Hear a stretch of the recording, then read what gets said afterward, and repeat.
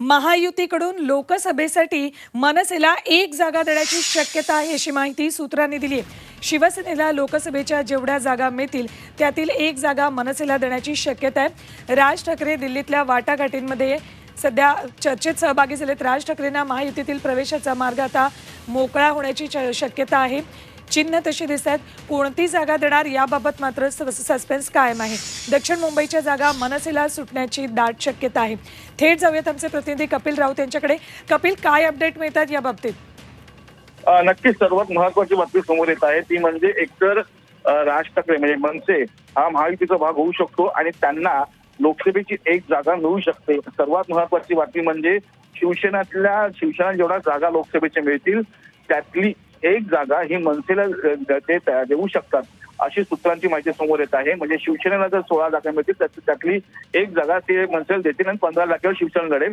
अमृत नोनी ortho plus ये एक प्रूवन फॉर्मूला है। इसमें मौजूद नोनी फल के गुण और आयुर्वेदिक जड़ी बूटियां शरीर को जरूरी पोषक तत्व देने के साथ साथ हड्डियों और जोड़ों के घिसने, उनमें होने वाले सूजन और दर्द को रोकने में मदद करता है। दर्द मुक्त जीवन के लिए अमृत नोनी ऑर्थो प्लस चित्र समोर येत आहे। त्यामुळे एकंदरीतच आता मनसे महायुतीचा भाग झालेला आहे आणि शिवसेनेच्या गोठ्यात त्यांना एक जागा मिळू शकते। ठीक, कपिल धन्यवाद संपूर्ण माहितीसाठी। दक्षिण मुंबईची जागा मनसेला सुटण्याची दाट शक्यता आहे। दिल्लीतील वाटाघाटीनंतर राज ठाकरे आता युतीत सहभागी होणार का याची चर्चा आहे। महायुतीकडून लोकसभेसाठी मनसेला एक जागा दिली जाण्याची शक्यता आहे तशी माहिती सूत्रांकडून मिळते। याच पार्श्वभूमीवर आणखी एक महत्त्वाची घडामोड ती म्हणजे मनसे अध्यक्ष राज ठाकरे थोड्याच वेळात दिल्लीत अमित शहांसोबत बैठक घेणार आहेत। त्यासाठी कालच राज ठाकरे दिल्लीला पोहोचलेत। भाजपच्या बैठकीसाठी फडणवीस आणि बावनकुळे दिल्लीत आहेत।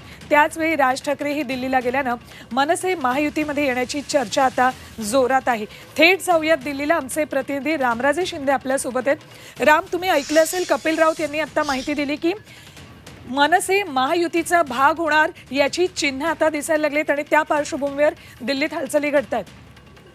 बिलकुल, खरं तर आता दोघांचीही गरज आहे। एक म्हणजे जी भाजपची गरज आहे, कारण उद्धव ठाकरे साथ सोडून गेलेले आहेत, अशा वेळी दुसरे ठाकरे सोबत असणं हे गरजेचं आहे। कारण मुंबईमध्ये मराठी मतदार मोठ्या प्रमाणावर आहे आणि दुसरं म्हणजे की मनसेची पण गरज ही आहे, कारण मनसेला अजूनही लोकसभेमध्ये कोणतेही खातं उघडता आलेलं नाहीये। मनसे स्थापनेपासून एक सुद्धा उमेदवार लोकसभेत गेलेला नाहीये। त्यामुळं या निमित्तानं लोकसभेचा दरवाजे जे आहेत ते ओपन होतील आणि म्हणूनच दोघांचीही गरज आहे।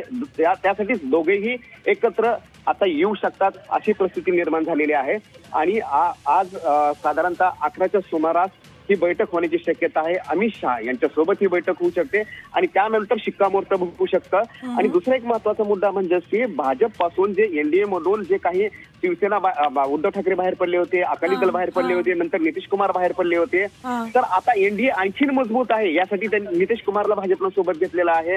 अकाली दलची चर्चा चाललेली आहे। जे नाराज पक्ष आहेत त्यांना सोबत घेण्याचं काम चालू आहे आणि त्यातलाच एक भाग म्हणजे की राज ठाकरे सोबत येणं हा एक जमेची बाजू असणार आहे। कारण साऊथ मुंबई हा मतदार चांगला आहे आणि त्याचबरोबर शिर्डी या मतदारसंघात आणि नाशिक या 3 मतदारसंघामध्ये राज ठाकरेंचं मतदार जो आहे तो मोठ्या प्रमाणावर मनसेला मानणारा मतदार मोठ्या प्रमाणावर आहे। त्यामुळे हा फायदा जो आहे तो एनडीला होणार आहे। ठीक, राम, या सगळ्या घडामोडींवर लक्ष ठेवून राहा। तुर्तास धन्यवाद संपूर्ण माहितीसाठी।